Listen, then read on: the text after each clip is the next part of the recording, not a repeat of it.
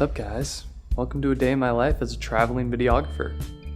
In Miami, to start at least. But I'm about to take a flight over to Knoxville, and then I'm there for a couple of days to shoot with my client Casper SMC, and then we are taking a private jet back to Miami and shooting for a couple more days. So it should be a lot of fun, but it's gonna be a lot of work. Another fun work trip. I usually go on 1 to 2 of these every month, depending on my client's schedule, depending on my schedule, but it's always a good time. It's, you know, travel that's paid for because you're working. So yeah, there's still some things I need to get done this morning before I leave for the airport. Make a coffee, get some work done, pack, and then get driven to the airport. So let's do it. Look at that beautiful little grind. Shout out to Big Face, by the way. Best coffee in the world. Gonna lock this in. Boop. Double shot. Let it rip.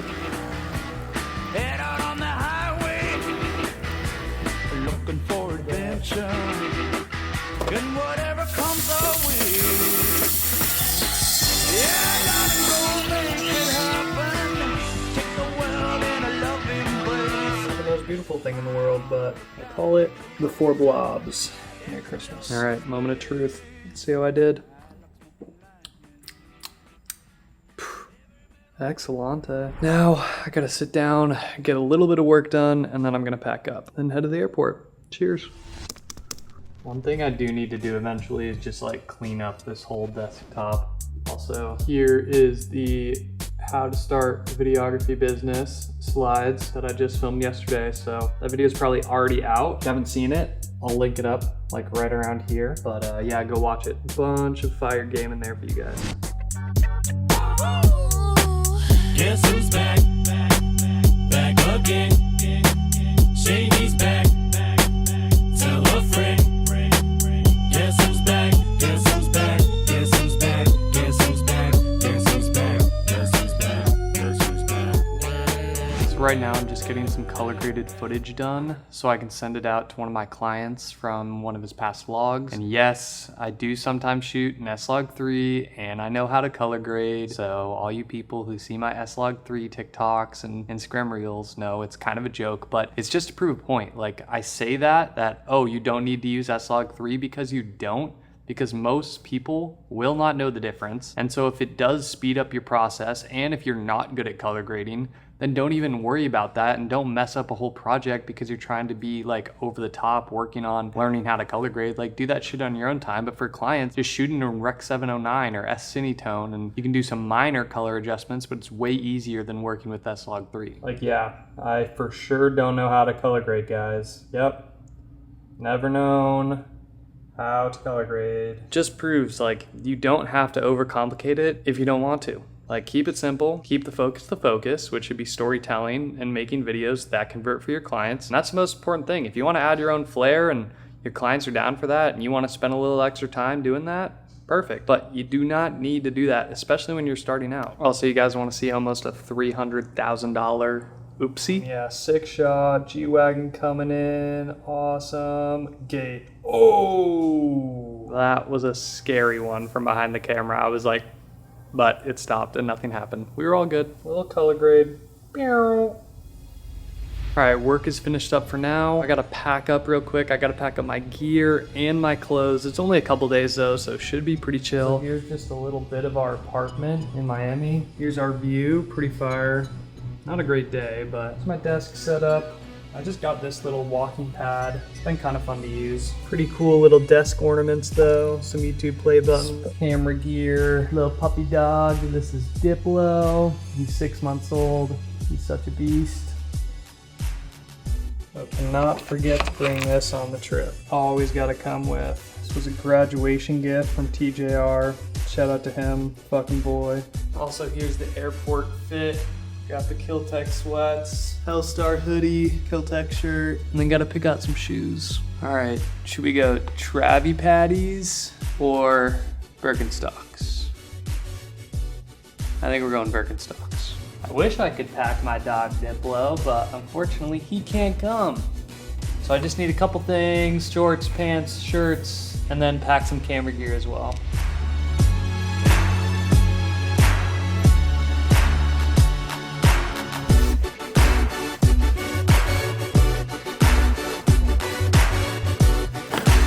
I almost forgot, I need some sunglasses, so which one should I choose? We have these, the Prada Speedrunners, or a little bit more classy, these Pradas. I'll probably go with these.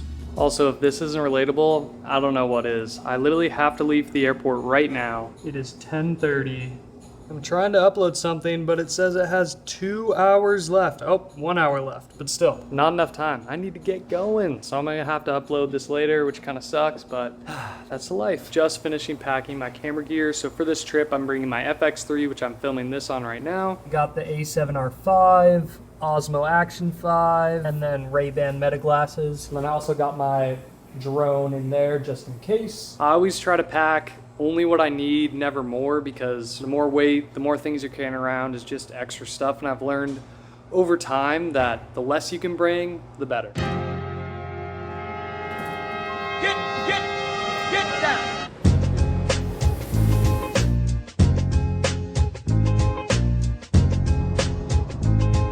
All right, so we're almost to the airport right now. It's 11 o'clock pretty much, and my flight boards at 12:40, so I got a good amount of time. I'm hoping I can go to the Delta Lounge and get a bite to eat because I am starving, so I will update you guys once we get there. Holy shit. It is hectic. Thank God we have Sky Priority, or else I'd probably be cooked. Okay.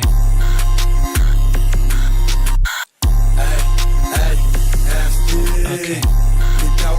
Heavy like we're smoking, white tea fresh, so pure like cocaine. All right, so once again, the Delta Club's coming so clutch. We got some chicken, some Alfredo pasta, green beans, chicken enchilada soup, salad, and then a little Rice Krispie treat. So I'm about to fucking dig in because I am starving.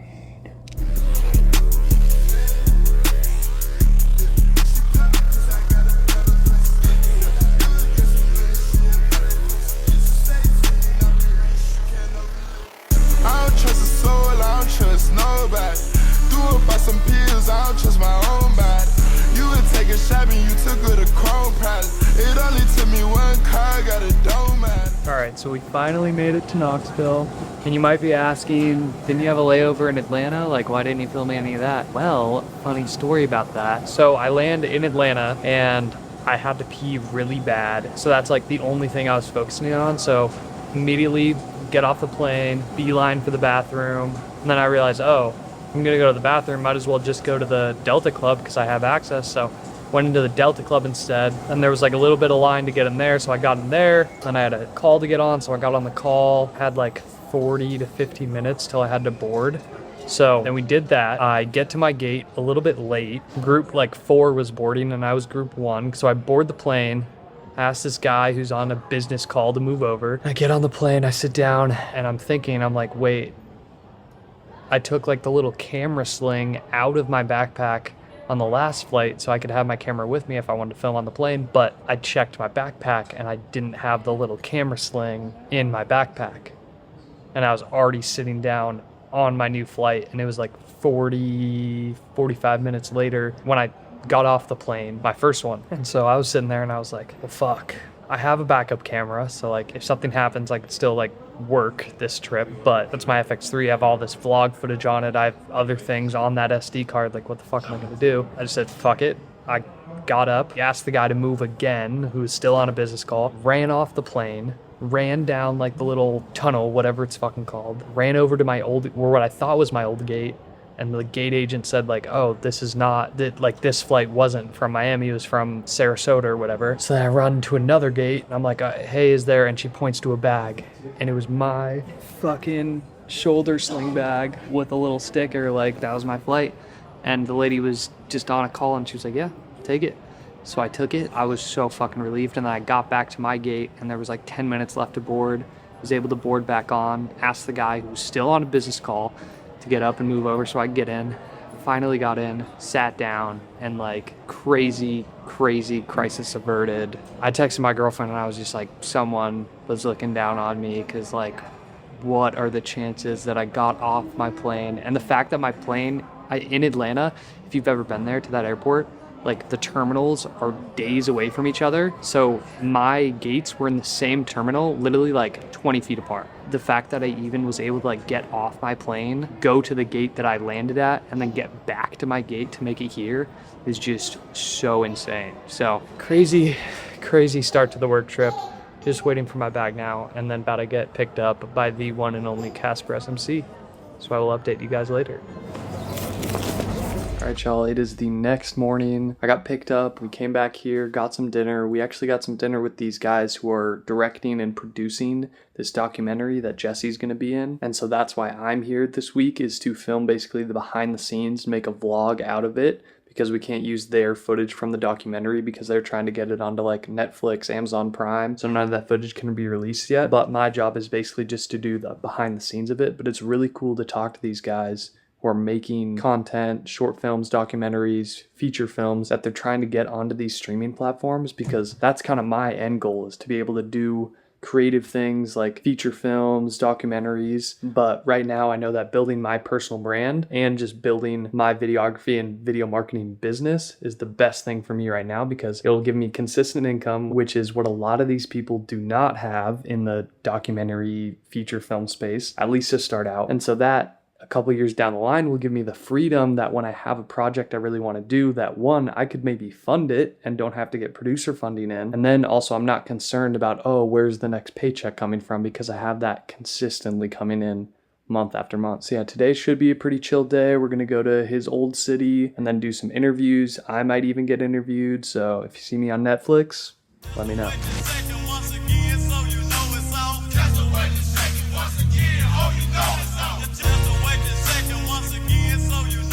Yeah, so we're at Jesse's old high school in Johnson City, which is so crazy because I've heard him talk about it so much, heard him talk about the town so much. And so to see like the documentary crew asking him questions, taking him around here while we're driving around in the G-Wagon, having all the kids look around at us is pretty funny. But they're about to get on me again for different reasons. Now they're going to kick me out for driving my G-Wagon here instead of for getting in trouble.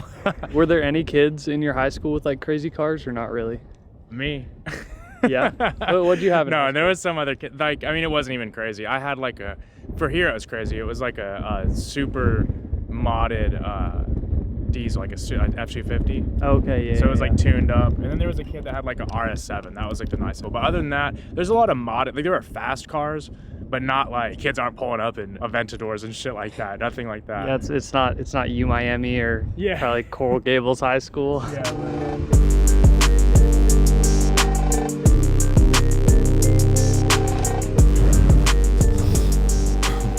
All right, so I'm here with my boy Jesse, aka Casper SMC. He's my client that I'm shooting for this week, and we've been working together for what, like 7-8 months now? Yeah, since April. So like actually like almost a year now. Like not 8 months. That's crazy. Anyway, he's the boy, but he is a millionaire and he crushes it in his business. So I just wanted to ask him a couple questions, like from his perspective, for like videographers or video marketers that want to work with people like you. My first question is, like, from your side and experience, what is the most important thing you look for when you want to work with someone?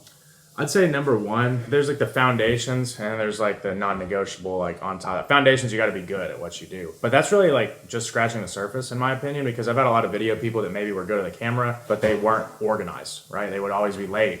It's something you see a lot with creatives. They're kind of good at being a creative, but suck at business. You can't do that if you're going to scale. Another thing too is getting the culture and not being a weirdo.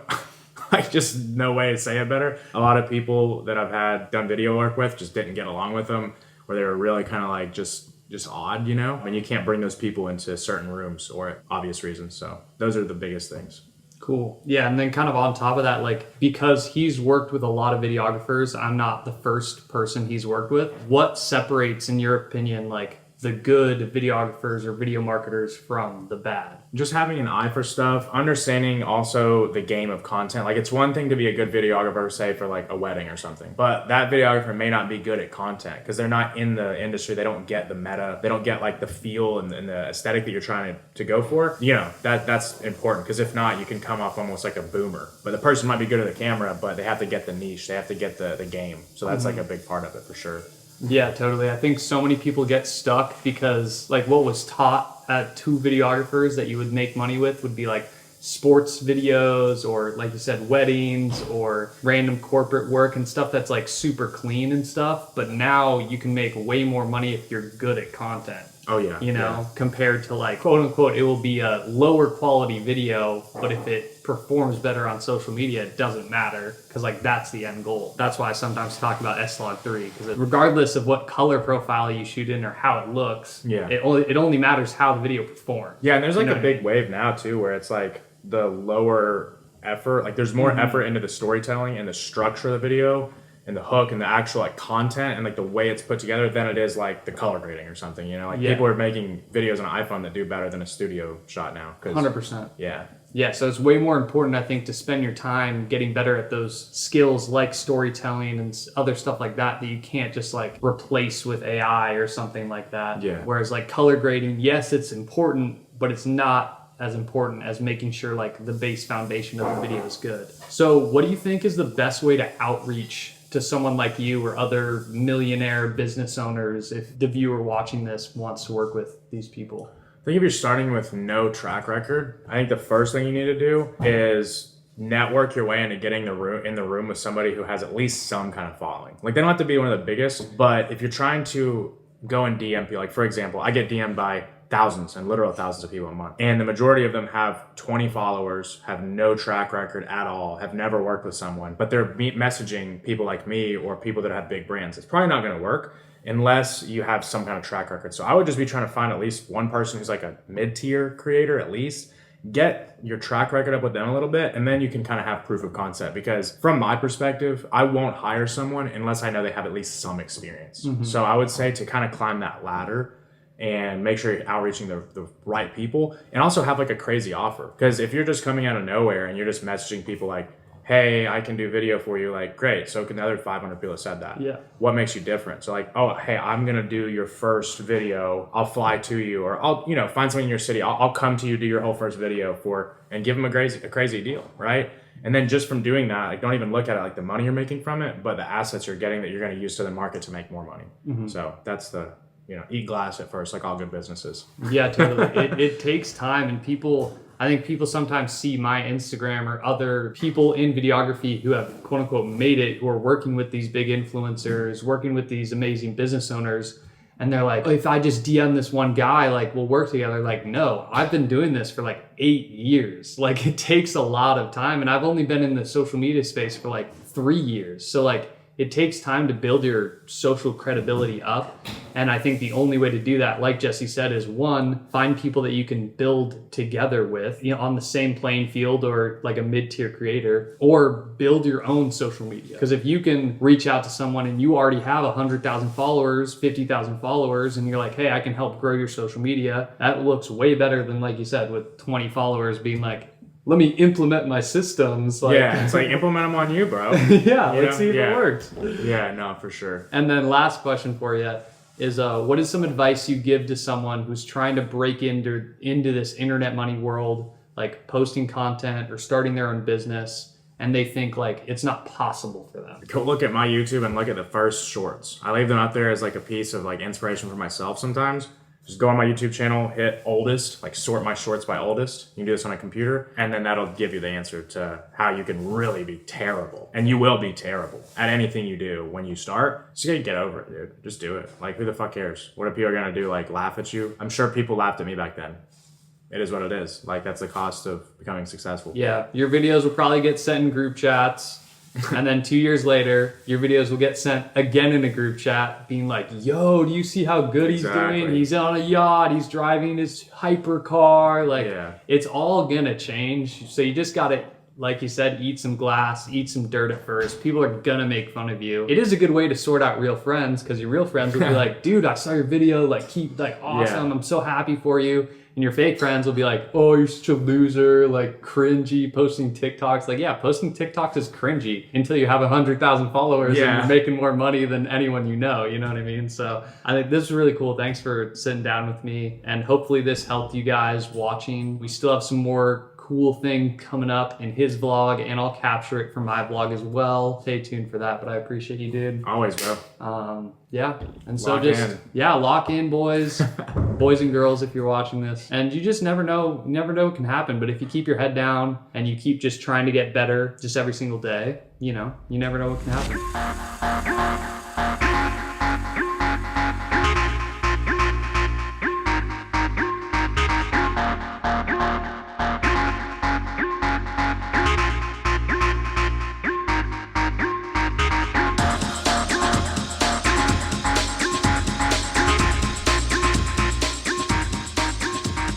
So we're in the jet. This is pretty crazy. It's funny how like in the smaller planes you feel every bump like so much more. Like when we were taking off, like you could feel each little bump as you were going up. It's all good now that we're up in the sky, but off to Miami. See y'all there. It's crazy just how many fields there are. Just like Right, most of the U.S. is like not even inhabited. just land. Yeah. Like I'll wake up in the morning sometimes. This is what I used to do, and I'll be like, okay, these are the 5 to 10 content ideas for me and like my clients that I want to implement, and then I would write them down, and then wouldn't look at them that night, wouldn't look at them the next day. I would forget about them. You just have like one line and you're like, what was this even about? Yeah, exactly. You know, But like, in the moment when I'm writing it down, I see the full video, I see the full concept, I can execute it right then. So now it's like I just try to, if I wake up or whenever I have an idea, just whip out your phone or whip out the camera and actually do it. Because it's going to be way better in the moment if it's just off the dome. And like you said, that little serotonin, you get excited about it. yeah, because that's half of like the battle with anything you do, content or business or anything, like even learning, training, and literally anything. The energy that you have while you're doing it is more important than your skills, your intelligence, your experience. Because imagine like 10, 15 years ago, parents were like, okay, I'm not going to let my kid use the internet. Okay, sorry, unless they're going to be a doctor or a lawyer, like they're probably broke. You know what I mean? Literally, bro. So like if kids aren't learning how to use social media and use AI for things, like they're going to be at such a disadvantage. Like there's definitely a balance. Like I don't have kids myself right now, but if I did, I would try to find the balance between letting them use and like play with things and learn and get that excitement about it, but like not overdo it and like they're just like drooling over like YouTube short like yeah, shit, exactly. you know what I mean? Exactly.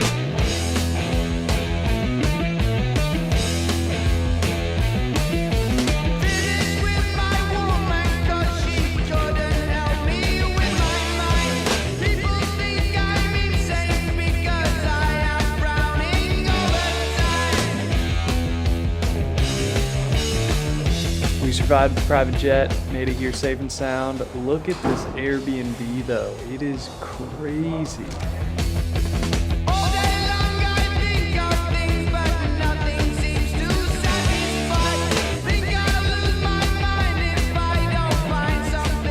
It's pretty crazy the places that just a fucking camera can get you. If you'd have told me 3-4 years ago that just owning a camera, pressing record, making content could get you in these types of places, like I'm literally paid to be here. It's literally fucking possible. It takes time, but let me be living proof that it is possible for you guys. If you're stuck and you don't know how to get clients or you can't break past a certain monthly income with your videography business, just keep pushing, try to learn from my mistakes. And I'm really just trying to help you guys because I wish I had someone like me who had already kind of done the shit, who could kind of guide me through the right and the wrong of the business. But there's just still so much more to get for me, and I hope there's a lot more to get for you too.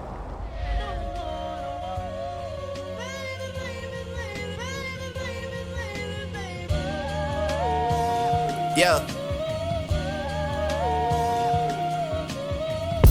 Niggas see the crib and ask who did I steal from? Price tags on making the world feel something. They don't have enough to satisfy a real one. Maverick Carter couldn't even get the deal. We the best music. So where are we at right now, babe? Off the coast of Hawaii. I kind of wish, but not quite. Tucked into the night. And we're headed to dinner. We're going to Kiki on the river and like pulling the boat up and like docking, and then they'll like serve us on the boat, which will be super sick. I've never done that before, but I'm honestly so tired. Oh, there's our little Diplo boy. Fresh haircut. First haircut ever for Diplo. I don't know. Do you think you liked it? He was fine. I'm sure he was scared. Yeah. We haven't fully introduced him to the vlog, but we will in another one. But yeah, we're headed to dinner, but I'm actually like so tired. I kind of want to take a nap. Like, look at this setup real quick. Like so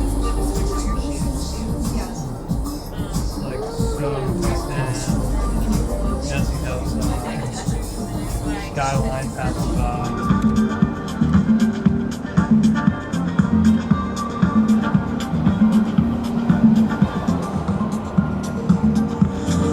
It is just so cool to see like all the buildings from the boat's perspective, like going through under the bridges at night through like Brickell and downtown. Like, never done it before. Start a videography business and find a client who has a yacht, because it's pretty cool. Make that money and get your own yacht. Now we're talking, now we're talking. But yeah, we're headed to dinner. We're probably just gonna enjoy the rest of the night, focus on filming for Jesse. So I appreciate you guys watching. Let me know down in the comments if you wanna see more vlogs like this, what you wanna see from the educational side. If you wanna see more of Marion vlogs, or what? You should lay on your stomach and film like this, kicking your feet back. I think that'd be so funny. Like what? So guys, this is probably gonna wrap it up for this video. Hope you guys liked my vlog. And let me know if you want more of these in the future. I'm down to take you guys around my life. Like, I wanna kind of show you what's possible, you know, as a videographer. But anyways, all jokes aside, thank you guys for watching. We're about to head over to dinner and get some kiki on the river, on the boat, which would be super sick. So I'll catch you guys in the next one. Peace, love, and chicken grease.